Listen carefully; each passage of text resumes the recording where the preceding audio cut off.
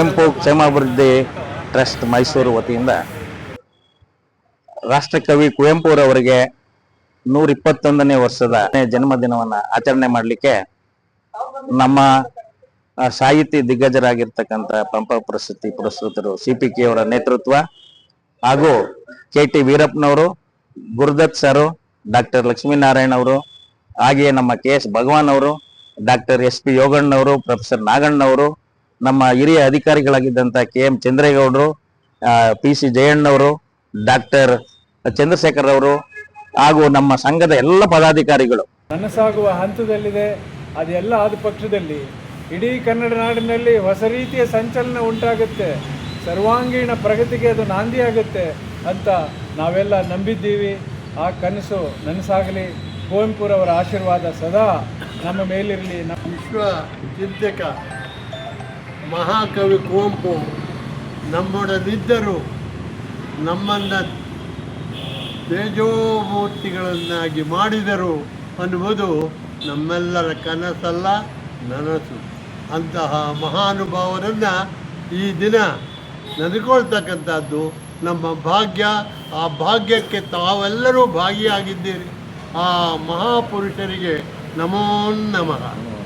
ಕುವೆಂಪು ಅವರ ಮನೆಯವರೆಗೂ ಸಾಲುಗಟ್ಟಿ ಜನ ನಿಂತಿದ್ದು, ಕೈಗಳಲ್ಲೆಲ್ಲ ಪೊರ್ಕೆಗಳಿತ್ತು. ನಿಂತಿದ್ದೀರಿ ಲೈನಲ್ಲಿ ಅಂತ ಹೇಳ್ತಾರೆ. ನಾವು ಕುವೆಂಪು ಅವ್ರ ದರ್ಶನ ಪಡಿಬೇಕು ಅಂತ ಬಂದಿದ್ದೀವಿ ಚಂದ್ರವರೆಗೆ.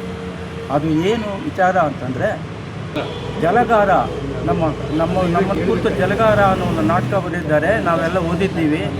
ನಮಗೆ ಎಷ್ಟೊಂದು ಪ್ರಾಶಸ್ತ್ಯ ಕೊಟ್ಟಿದ್ದಾರೆ ಅವರು. ಅವ್ರ ಮುಖ ನೋಡಬೇಕು ಅಂತ ಹೇಳಿ ನಾವು ನಿಂತಿದ್ದೇವೆ ಅಂತ ಹೇಳಿ. ಇದು ಈ ಮಾತು ಯಾಕೆ ಹೇಳ್ತೇನೆ ಅಂದರೆ, ಜಮೀನ್ದಾರರ ಮನೆತನದಲ್ಲಿ ಹುಟ್ಟಿದಂಥ ವ್ಯಕ್ತಿ ಸಾಮಾನ್ಯ ಜನರಿಗೋಸ್ಕರ ಯಾವ ಥರ ಕೆಲಸ ಮಾಡ್ತಾಯಿದ್ರು, ಯೋಚನೆ ಮಾಡ್ತಾಯಿದ್ರು ಅನ್ನೋದಕ್ಕೋಸ್ಕರ ಈ ಮಾತನ್ನ ಹೇಳ್ತಾ ಇದ್ದಾರೆ. ಭಾರತೀಯ ಸಾಹಿತ್ಯ ಇತಿಹಾಸದಲ್ಲಿ ಮೇಲೆ ಭಾರತದಾದ್ಯಂತ ಪ್ರಚಲಿತವಾಗಿರ್ತಕ್ಕಂಥ ಹೆಸರು ಅಂತಂದರೆ ಕುವೆಂಪು ಅವರು ಪ್ರಪಂಚದಲ್ಲಿ ಮಹಾಕಾವ್ಯ ಮತ್ತು ಮಹಾ ಕಾದಂಬರಿಯನ್ನು ಬರೆದ ಏಕೈಕ ಲೇಖಕ ಅಂತ ನಾನು ತಿಳ್ಕೊಂಡಿದ್ದೆ. ಆದ್ದರಿಂದ ಅವರು ತಮ್ಮ ಮಹಾಕಾವ್ಯದಲ್ಲಿ ಪ್ರಪಂಚದ ಎಲ್ಲ ದೊಡ್ಡ ಕವಿಗಳನ್ನು ಅವರು ನೆನೆಸ್ಕೊಂಡಿದ್ದಾರೆ. ಹೋಮರಗೆ, ವರ್ಜಿಲಗೆ, ಡಾಂಟೆಮೈನ್ ಮಿಲ್ಟನ್ಗೆ, ನಾರಾಯಣಪ್ಪಂಗೆ, ಪಂಪನಿಗೆ, ಋಷಿ ವ್ಯಾಸ, ಭಾಸ, ಭವಭೂತಿ, ಕಾಳಿದಾಸಾಧ್ಯರಿಗೆ, ನನ್ನಯ್ಯ, ಫಿರ್ದೂಸಿ, ಕಂಬ, ಅರವಿಂದರಿಗೆ, ಹಳಬರಿಗೆ, ಹೊಸಬರಿಗೆ, ಹಿರಿಯರಿಗೆ, ಕಿರಿಯರಿಗೆ, ಕಾಲ, ದೇಶ, ಜಾತಿ ವಿಭೇದವೂ ಲೆಕ್ಕಿಸದೆ ಜಗತಿ ಕಲಾಚಾರ್ಯರಿಗೆ ಕೈ ಜೋಡಿ ಮುಡಿಬಾಗಿ ನಮಿಸುವೆ ನಾಮಂತ ಅವರು ಮಹಾಕಾವ್ಯದಲ್ಲಿ ಹೇಳಿದ್ದಾರೆ. ಆದ್ದರಿಂದ ಅವರು ಪ್ರಪಂಚದ ವ್ಯಕ್ತಿಯಾಗಿದ್ದಾರೆ. ಅದು ನಮ್ಮೆಲ್ಲರ ಉದ್ದೇಶ ಆಗಬೇಕು. ಅವರ ಆಶೀರ್ವಾದ ನಮಗೆ ಸದಾ ಇರಲಿ ಅಂತ ನಾನು ಬಯಸ್ತೇನೆ. ನಾವು ಪ್ರತಿ ವರ್ಷ ವಿಶ್ವ ಮಾನವ ದಿನವನ್ನು ಆಚರಿಸ್ತೇವೆ. ಆದರೆ ಈ ಸಲದ ವಿಶೇಷ ಏನು ಅಂತ ಹೇಳಿದರೆ, ಅವರು ಬರೆದಂಥ ಈ ನಾಡಗೀತೆ, ಜಯ ಹೇ ಕರ್ನಾಟಕ ಮಾತೆ, ಜೈ ಭಾರತ ಜನನಿಯ ತನುಜಾತೆ, ಈ ನಾಡಗೀತೆಗೆ 100 ವರ್ಷಗಳು ತುಂಬಿವೆ. ಇದು ಈ ಅದರಲ್ಲಿ ಬರ್ತಕ್ಕಂಥ ಸರ್ವ ಜನಾಂಗದ ಶಾಂತಿಯ ತೋಟ ಬಹಳ ಮುಖ್ಯವಾದ ಮಾತು. ಆ ಇಡೀ ಕವನದ ಜೀವಾಳವೇ ಅದರಲ್ಲಿದೆ ಅಂತ ಹೇಳಬಹುದು. ಅದು ಕರ್ನಾಟಕಕ್ಕೆ ಮಾತ್ರ ಸೀಮಿತವಾದ್ದಲ್ಲ, ಮತ್ತೆ ಜಗತ್ತಿಗೆ ಅನ್ವಯಿಸುವಂತಹದ್ದು. ಸರ್ವ ಜನಾಂಗದ ಶಾಂತಿಯ ತೋಟ. ಅದರಲ್ಲೂ ಈ ಹೊತ್ತು ಎಲ್ಲಿ ನೋಡಿದರೂ ಅಶಾಂತಿ, ಯುದ್ಧ ಕಂಡು ಬರ್ತಾ ಇದೆ. ಈ ಸಂದರ್ಭದಲ್ಲಿ ಶಾಂತಿಯ ತೋಟವನ್ನಾಗಿ ನಾವು ಮಾಡಬೇಕು. ಮತ್ತೆ ಪಂಚಮಂತ್ರ, ಸಪ್ತಸೂತ್ರ ಇವುಗಳನ್ನು ಕುವೆಂಪು ಕೊಟ್ಟಿದ್ದಾರೆ. ಅವುಗಳನ್ನು ನಾವು ಅನುಷ್ಠಾನಕ್ಕೆ ತರಬೇಕು. ಸುಮ್ಮನೆ ಅವರ ಹೆಸರನ್ನು ಹೇಳಿ ಪುಷ್ಪಾರ್ಚನೆ ಮಾಡಿದರೆ ಸಾಲದು. ಕುವೆಂಪು ಅವರ ವಿಶೇಷ ಏನು ಅಂತ ಹೇಳಿದರೆ, ಸಾಮಾನ್ಯನನ್ನ ಶ್ರೀಸಾಮಾನ್ಯನನ್ನಾಗಿ ಮಾಡಿದ್ದು, ಅಲ್ಪವನ್ನು ಮಹತ್ತನ್ನಾಗಿ ಮಾಡಿದ್ದು. ಒಂದು ಸಣ್ಣ ಹೂವಿಗೆ ಅವರು ಹೇಳ್ತಾರೆ, ಅನಂತ ಕಾಲವೇ ನಿನ್ನನ್ನು ಹೊತ್ತಿದೆ, ಸಮಸ್ತ ವಿಶ್ವವೇ ನಿನ್ನನ್ನು ಹೆತ್ತಿದೆ.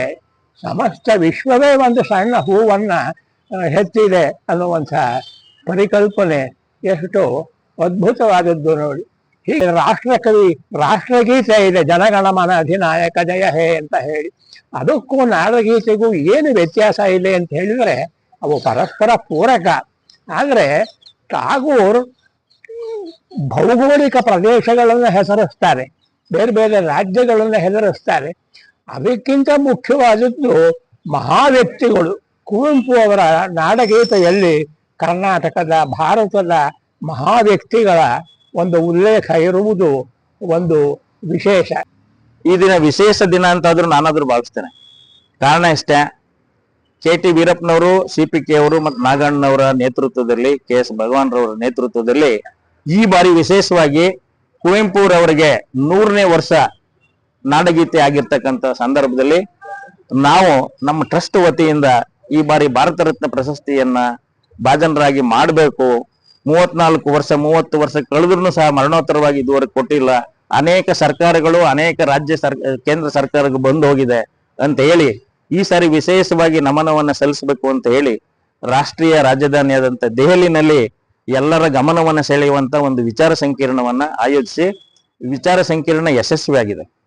ಕೇಂದ್ರದ NDA ಸರ್ಕಾರದಲ್ಲಿರತಕ್ಕಂಥ ಕೇಂದ್ರ ಸರ್ಕಾರದ ಎಲ್ಲ ಸಚಿವರು, ಸಂಬಂಧಪಟ್ಟ ಸಚಿವರಾದಂಥ ಗಜೇಂದ್ರ ಸಿಂಗ್ ಶೇಖಾವತ್ ರವರು, ಸಂತೋಷ್ ಜಿ ಅವರು, HD ಕುಮಾರಸ್ವಾಮಿ ಅವರು, ಶೋಭಾ ಕಾರಂಜೆ, ವಿ ಸೋಮಣ್ಣವರು ನೇತೃತ್ವದಲ್ಲಿ ಆ ಸಭೆ ವಿಚಾರ ಸಂಕಿರಣ ಆಗಿದೆ. ಇದಕ್ಕೆಲ್ಲ ವಿಶೇಷವಾಗಿ ಪೂಜ್ಯರಾದಂಥ ಪರಮ ಪೂಜ್ಯ ಶ್ರೀ ಶ್ರೀ ನಿರ್ಮಲಾನಂದ ಮಹಾಸ್ವಾಮೀಜಿಯವರು ಅವರ ಮಾರ್ಗದರ್ಶನದಲ್ಲಿ ಇದು ವಿಶೇಷವಾಗಿ ಆಗಿದೆ. ಈ ಬಾರಿ ಎಲ್ರಿಗೂ ಆಸಕ್ತರ ಇದೆ. ಭಾರತ ರತ್ನ ಪ್ರಶಸ್ತಿ 2026 ಜನವರಿಗೆ ಘೋಷಣೆ ಆಗುವಂತ ಎಲ್ಲ ಶುಭ ಸಂದೇಶಗಳು ಬರ್ತಾ ಇದೆ ಅನ್ನುವಂತ ಮಾತನ್ನ ಈ ಸಾರಿ ಎಲ್ರಿಗೂ ಹಂಚ್ಕೊಂತ ಈ ವಿಶೇಷ ಸಂದರ್ಭದಲ್ಲಿ ಪರಮ ಪೂಜ್ಯ ಶ್ರೀ ಶ್ರೀ ಡಾಕ್ಟರ್ ನಿರ್ಮಲಾ ಮಹಾಸ್ವಾಮೀಜಿ ಅವರ ಆಶೀರ್ವಾದ ಮತ್ತೆ ಎಲ್ಲ ರಾಜಕಾರಣಿಗಳ ಒಂದು ನೇತೃತ್ವದಲ್ಲಿ ಇದು ಆಗುತ್ತೆ ಎನ್ನುವಂಥದ್ದನ್ನ ಇಟ್ಟು ಯುಗದ ಕವಿ, ಜಗದ ಕವಿ, ರಾಷ್ಟ್ರಕವಿ ಕುವೆಂಪುರವರಿಗೆ 121ನೇ ವರ್ಷದ ಜನ್ಮದಿನವನ್ನ ನಾವೆಲ್ಲರೂ ಸಂಭ್ರಮಣೆಯಿಂದ ಆಚರಿಸೋಣ ಅಂತ ಹೇಳಿ ಆಶಿಸಿ ಅವರಿಗೆ ಒಂದು ಪುಷ್ಪಾಂಜಲಿಯನ್ನು ಮಾಡಬೇಕು ಅಂತ ಹೇಳಿ ವಿನಂತಿ ಮಾಡ್ತಾ ಇದ್ದೇನೆ.